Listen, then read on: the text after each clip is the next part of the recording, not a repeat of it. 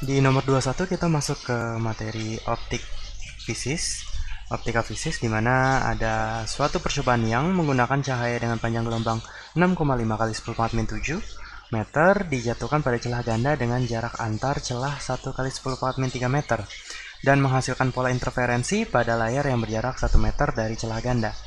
Pada percobaan kedua digunakan cahaya dengan panjang gelombang 4,9 kali 10⁻⁷ meter. Jika hasil percobaan didapatkan jarak pita terang pertama ke terang pusat sama dengan percobaan pertama, jarak antar celah harus diubah menjadi. Oke, jadi dari soal yang dapat kita ambil informasinya adalah untuk percobaan pertama kita punya lambdanya itu sebesar 6,5 kali 10⁻⁷, satuannya meter. Kemudian jarak antar celahnya itu D1 sama dengan 1 kali 10⁻³ meter. Dan panjang jarak dari celah ke layarnya 1 meter. Kemudian pada percobaan kedua diperoleh bahwa pada percobaan kedua digunakan cahaya dengan panjang gelombang 4,9 kali 10⁻⁷ meter. Maka yang ditanya adalah D2-nya itu dia menjadi berapa. Oke.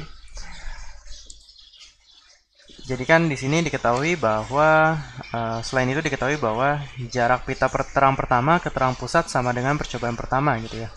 Jadi Y2 untuk N sama dengan 1 itu sama dengan Y1 untuk N sama dengan 1 juga ya.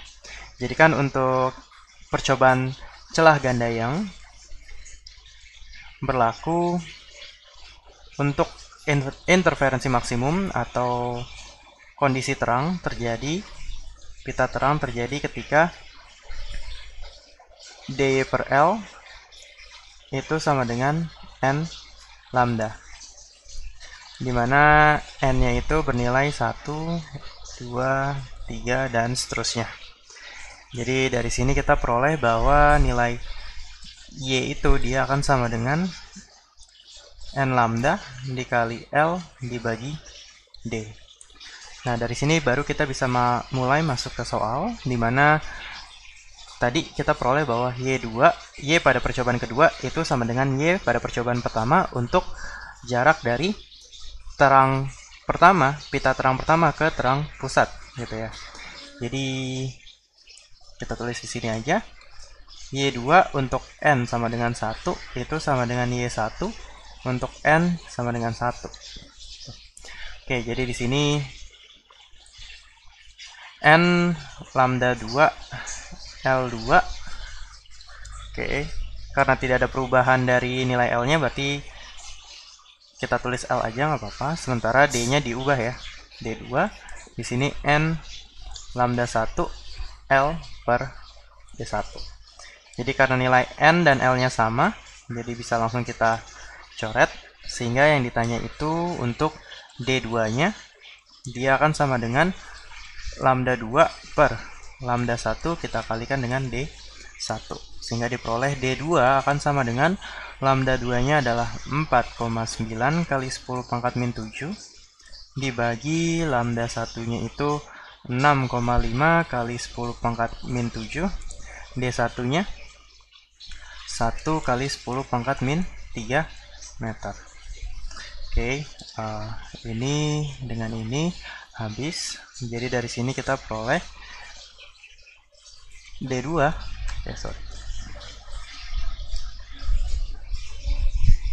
D2 itu akan sama dengan, jadi 4,9 dibagi 6,5 itu sekitar 0,75 dikali 10⁻³ meter. Atau kalau misalnya kita mau satu angka saja yang di belakang koma, maka diperoleh D2 akan sama dengan 7,5 dikali 10⁻⁴ meter. Jadi jawabannya yang A. Oke, di nomor 22 kita masuk tentang soal optika geometri, di mana ada seorang berada di depan cermin yang memiliki jari-jari kelengkungan 1,2 meter seperti tampak pada gambar. Oke, jadi ini kan cermin lalu lintas. Jadi untuk cermin lalu lintas sendiri dia merupakan cermin cembung. Nah, cermin cembung dia kan jenis cermin yang memiliki nilai R dan F-nya itu berupa negatif. gitu ya. Jadi kalau misalnya kita punya R-nya itu, jadi langsung kita masukkan aja angka negatifnya, minus 1,2 meter. Atau untuk mencari F-nya, itu kan berarti setengah dari R-nya, maka dia minus 0,6 meter. Kemudian yang ditanyakan di soal adalah, jadi di mula-mula ada orang yang berdiri di jarak 6 meter. Kemudian dia berpindah ke jarak 4 meter. Nah, yang ditanya adalah perbandingan jarak antara bayangan di kondisi awal terhadap bayangan di kondisi akhir. Itu berapa? Mula-mula dengan akhirnya seperti apa? Perbandingan jarak bayangannya. Nah, kita tahu bahwa untuk cermin berlaku hubungan 1/f sama dengan 1/s ditambah 1/s aksen. Sehingga dari sini kita akan peroleh S aksen itu akan sama dengan S dikali F dibagi S min F. Nah, sehingga untuk mencari S1 aksen terhadap S2 aksen itu akan sama dengan S1 dikali F dibagi S1 min F per S2 dikali F dibagi S2 min F ya.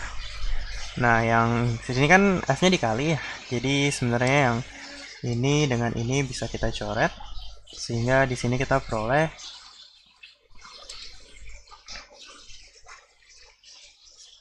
S1 aksen dibagi S2 aksen akan sama dengan S1-nya tadi 6 kita bagi dengan 6 min dalam kurung min 0,6 kita bagi dengan 4 per 4 min dalam kurung min 0,6.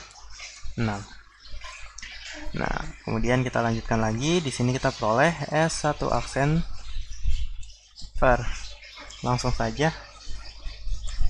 Jadi S1 aksen per S2 aksen hasilnya akan menjadi 6 dikali 4,6 ya. Ini kan ditambah terus dia naik ke atas dibagi ini berarti yang ini turun, ini berarti 4 dikali 6,6. Nah, berarti ini 1, ini 1,1. Berarti kan kita peroleh hasil akhirnya itu, atau ini mau dibagi 2 dulu, ini jadi 2,3. Sehingga kita peroleh hasil akhirnya S1 aksen per S2 aksen itu akan sama dengan 2,3 per 2,2. Atau kalau misalnya mau dalam bilangan bulat berarti 23 per 22. Jawabannya yang E. Oke, nomor 23 kita masuk ke soal tentang kalor, di mana ada alkohol yang suhunya 0 derajat Celcius bermassa 750 gram, berarti T0-nya 0 derajat Celcius, M-nya 750 gram, dipanaskan pada suatu pemanas, dan membentuk grafik yang seperti ini. Kalor yang dibutuhkan alkohol dari keadaan suhu 0 derajat Celcius sampai mencapai suhu 78 derajat Celcius, dan seluruhnya telah berubah wujud, jadi seluruhnya telah menguap gitu ya. Itu berapa? Jadi yang ditanya itu adalah delta Q totalnya itu berapa. Nah, jadi kan di sini ada 2 proses ya. Di proses pertama Q1 ini untuk menaikkan suhu gitu ya. Menaikkan suhu alkoholnya dari 0 sampai 78 derajat Celcius. Kemudian di sini ada Q2 yang ini. Ini adalah untuk penguapannya. Sehingga untuk mencari delta Q-nya, sigma Q-nya, untuk mencari Q totalnya gitu ya. Berarti kan itu terdiri dari Q1 ditambah Q2, dimana kalor yang dibutuhkan untuk menaikkan suhu itu kan berarti massa dikali kalor jenisnya, dikali perubahan suhunya, ditambah untuk penguapan itu kan berarti massa dikali kalor uapnya gitu ya. Kalor uapnya bisa kita simbolkan L aja, nggak apa-apa. Jadi di sini sigma Q-nya akan sama dengan, oke, di sini kalor jenis alkohol dan kalor uapnya dia dalam satuan joule per kilogram derajat Celcius dan joule per kilogram satuan SI. Berarti masanya kita ubah ke satuan SI ya. 0,75 dikali 2400 dikali delta T-nya berarti dari 0 ke 78. Terjadi peningkatan 78 derajat Celcius gitu ya. Ditambah M-nya 0,75. L-nya sekarang 2,1 kali 10 pangkat 5. Nah, dari sini kita peroleh bahwa sigma Q-nya itu akan sama dengan 140.400 yang ini ditambah kurang lebih sekitar 157.500, sehingga kita peroleh totalnya akan sama dengan 297.900 joule ya, atau kalau misalnya dalam bentuk kilojoule kita punya 297,9 kilojoule. Jawabannya yang B. Oke, untuk nomor 24 masih soal tentang kalor, di mana ada di sebuah laboratorium sekelompok siswa melaksanakan percobaan tentang suhu dan kalor. Percobaan dilakukan dengan memasukkan es yang bersuhu minus 20 derajat Celcius ke dalam segelas air hangat yang bersuhu 50 derajat Celcius. Ketika digunakan massa esnya itu 100 gram dan massa airnya 150 gram, dan ketika mereka dicampur, menghasilkan kesetimbangan thermal bersuhu 0 derajat Celcius. Sehingga pernyataan yang benar tentang kondisi es sekarang itu seperti apa. Jadi di sini kesetimbangan thermalnya terjadi di suhu 0 derajat Celcius dan yang ditanya adalah kondisi esnya. Oke, jadi kalau misalnya kita ilustrasikan proses yang terjadi, biasanya ke dalam bentuk grafik ya. Itu sumbu Y-nya suhu, sementara sumbu X-nya dia waktu. Jadi kan kalau misalnya kita punya benda yang bersuhu tinggi dicampur dengan bersuhu rendah, akan terjadi pertukaran kalor. Benda yang bersuhu tinggi akan melepaskan kalor, sementara benda yang bersuhu rendah akan menerima kalor. Nah, di sini yang bersuhu rendah kan berarti es. Dia berarti di sini ada 3 suhu yang diketahui dari min 20, 0, dan 50. Jadi esnya ketika dia menerima kalor, otomatis dia akan mengalami kenaikan suhu sampai 0 derajat Celcius, dan di 0 derajat Celcius dia tidak mengalami kenaikan lagi, tapi dia akan mengalami peluburan dulu sampai jika kalornya cukup untuk meluburkan seluruh esnya menjadi air, baru nanti terjadi kenaikan suhu lagi. Hanya saja di soal kita, kesetimbangan terjadi di 0 derajat Celcius, jadi anggap saja prosesnya berakhir di sini. Kalau misalnya teman-teman mau nambahin satu kurva lagi untuk air hangatnya itu juga boleh, berarti dia terjadi penurunan suhu dari 50 derajat Celcius ke 0, di mana di sini terjadi kesetimbangan thermal. Kemudian kita breakdown lagi prosesnya. Jadi untuk yang kurva yang naik di sini kan berarti terjadi kenaikan suhu es ya. Jadi kalor yang diserap es akan digunakan untuk kenaikan suhu. Sementara yang garis mendatar di sini yaitu terjadi peleburan es batu. Jadi kalor yang diserap oleh es akan digunakan untuk meleburkan menjadi, merubah wujudnya menjadi dari padat menjadi cair gitu ya. Sementara yang merah berarti kan yang melepas kalor. Yang melepas kalor kan air. Dan karena dia cuman mengalami penurunan suhu ke 0, berarti kan di sini cuman Q air untuk penurunan suhu gitu ya. Kemudian informasi lain kita peroleh bahwa massa esnya 100 gram, massa airnya 150 gram. Kemudian untuk kalor jenis dan kalor leburnya mereka pada menggunakan satuan SI. Dan kalau misalnya kita lihat angkanya cukup besar ya, jadi nanti perhitungannya agak rumit, boleh kita ubah ke satuan kalorinya, di mana kalori per gramnya, di mana untuk CS dia itu sebesar 0,5 kalori per gram derajat Celcius, C air dia 1 kalori per gram derajat Celcius, dan untuk kalor lebur es itu setara dengan 80 kalori per gram. Sehingga jika kita masukkan ke azas black-nya, di mana Q lepas sama dengan Q serap. Jadi kan yang melepas kalor itu hanya yang warna merah, yaitu Q air untuk menurunkan suhunya, dan yang menyerap kalor ada dua proses, yaitu QS untuk menaikkan suhunya ditambah QS untuk peleburan. Jadi ini kalau misalnya kita jabarkan, ini akan menjadi massa air dikali C air dikali delta T air. Sementara QS dia akan menjadi massa S dikali CS dikali delta TS.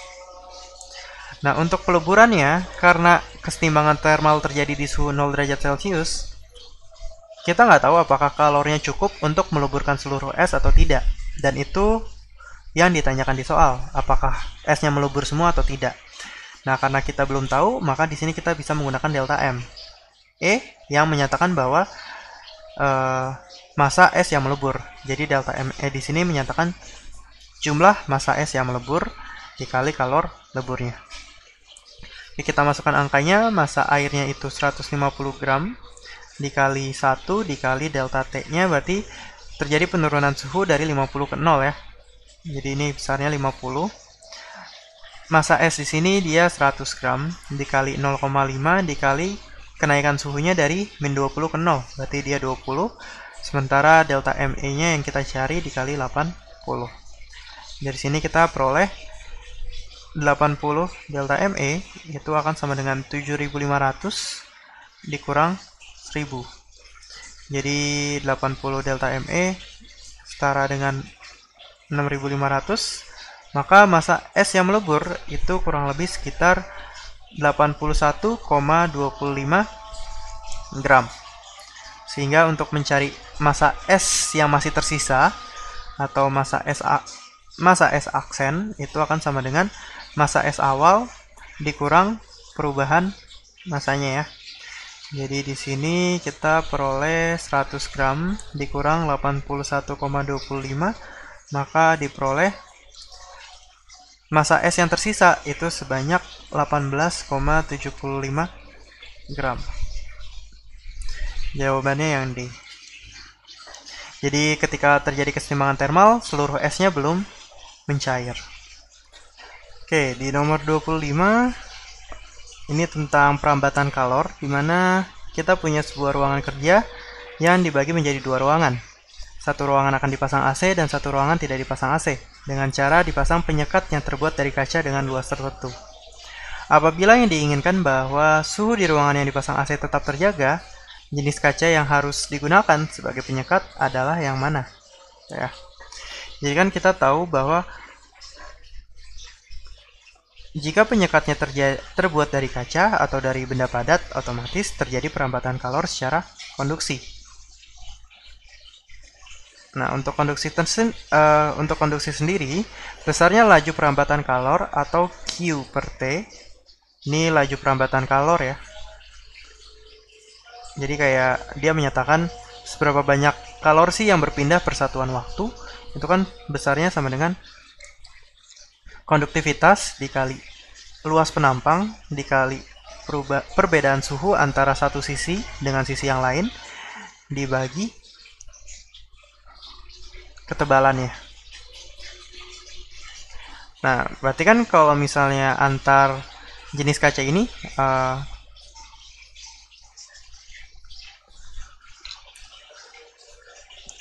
luas penampangnya itu kan pasti sama besar ya, karena pasti ukuran penyekatnya sama, hanya ketebalannya saja yang berbeda-beda gitu ya.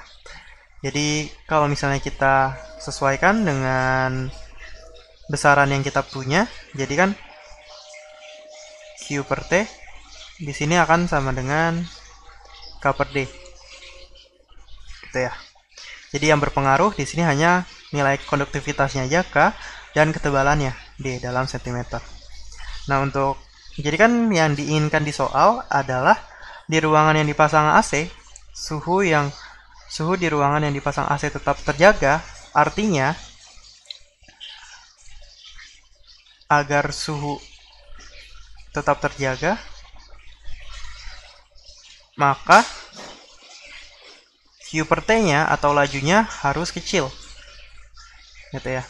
Harus kecil. Nah, untuk mencari besar lajunya dengan A dan delta T yang sama, kita tinggal membagi nilai konduktivitas dengan D-nya. Jadi kan kita hanya ingin membandingkan. Karena hanya ingin membandingkan, kita nggak perlu menyesuaikan satuannya. Kita lihat aja kalau misalnya K dibagi ketebalannya, konduktivitas dibagi ketebalannya, mana yang menghasilkan nilai paling kecil, gitu ya. Oke.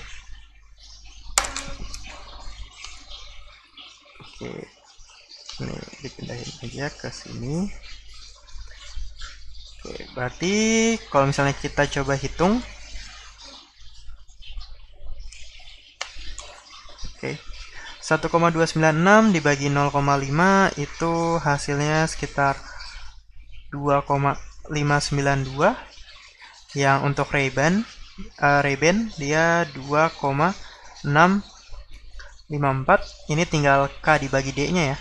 Untuk kaca bening ini kita peroleh 2,572. Sementara kaca buram yang kedua untuk pilihan D dia 2,837.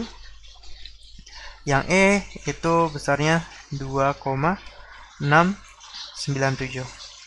Jadi tadi alasannya jawabannya yang C, yang paling kecil, 572 paling kecil ya. Itu karena kita mau suhunya terjaga di ruangan ber-AC. Artinya laju kalornya atau laju perpindahan kalor persatuan waktunya harus kecil ya. Jadi jawabannya yang C.